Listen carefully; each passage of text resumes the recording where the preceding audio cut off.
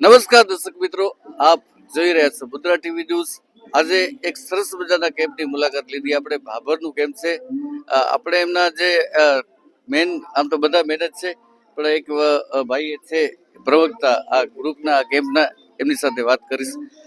સાહેબ, સર્વપ્રથમ આપ આપનું નામ જણાવો. મારું નામ પ્રભુલાલ લવજીભાઈ કારિયા ઠક્કર. મારું રહેઠાણ છે ભાભર, જિલ્લો બનાસકાંઠા, પીએલ ઠક્કર.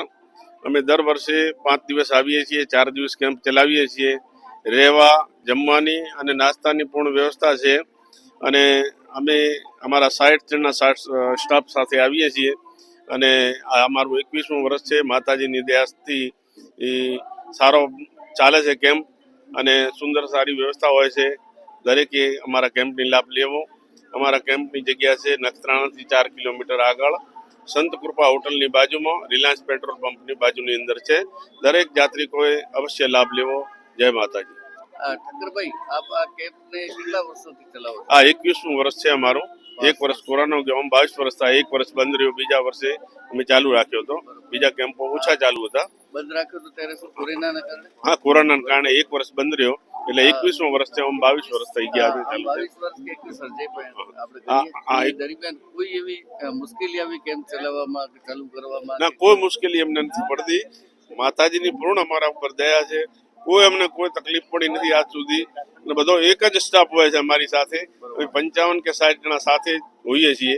અને અહીંથી માતાજીના દર્શન કરી, આરતી કરી, માતાને મઢ જઈ, દરેક જે 55 કે 60 જણ એ પાછા બધા સાથે જઈએ છીએ. વચ્ચેની અંદર કોઈ 1-2 દિવસ આવી અને પાછો નીકળી ગયો કે એમ અમારે તો બનતું જ નથી.